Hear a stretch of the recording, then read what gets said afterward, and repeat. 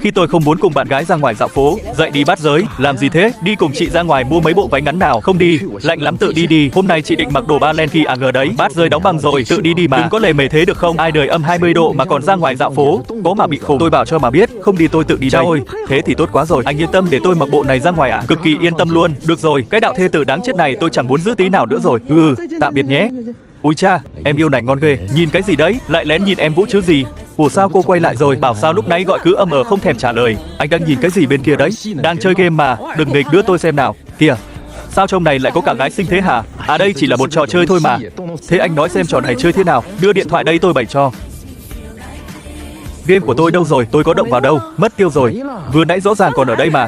Thôi cô lo đi việc của cô đi. Quay lại tôi mò tiếp cho. Không đúng, chắc chắn anh có gì mờ ám. Kìa tôi theo đạo Phật. Mờ ám cái gì? Trái đất sao lại sinh ra cái loại người như anh nhỉ? Vì cô mà đến đó thôi. Bước ra khỏi cửa là tôi chặn số anh luôn. Đi đi nha.